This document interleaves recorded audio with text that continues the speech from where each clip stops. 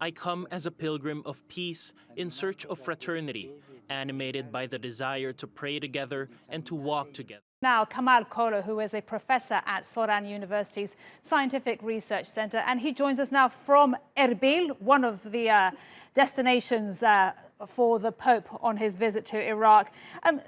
Professor, talk to us about the significance of the Pope's visit to Iraq. Thank you very much for having me. Actually, this visit marks we can consider it like a game changer for the Christians in Iraq and also for other minorities like Yazidis or Mandaeans. So this is the first time happening in Iraq for a papal visit. So we are looking forward to changes on the political arena, how minorities, Christians per se, they are being treated in Iraq and with their rich history actually that was attacked several times during just recent years.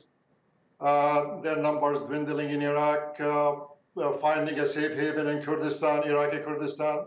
So this visit, as it is hailed by all the political factions in Iraq, we are looking to find and to see changes on the ground where Christians find peace and stability again in their homeland. And Mr. Kolo, who are the Christians of Iraq and where are they located mainly? This is a very complex question, actually. The Christians, we can characterize them. We are looking at ethnicity that goes back to the Chaldean Assyrian heritage.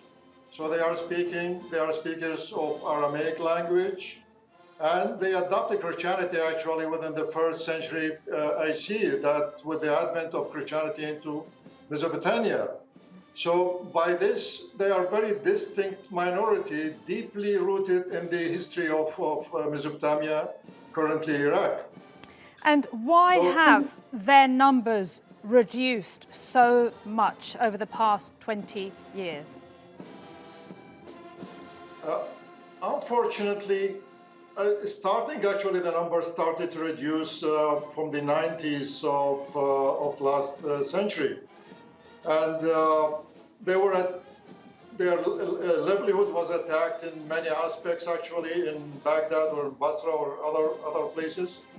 So they were deprived of ways of living. So many of them found that immigration is a good option.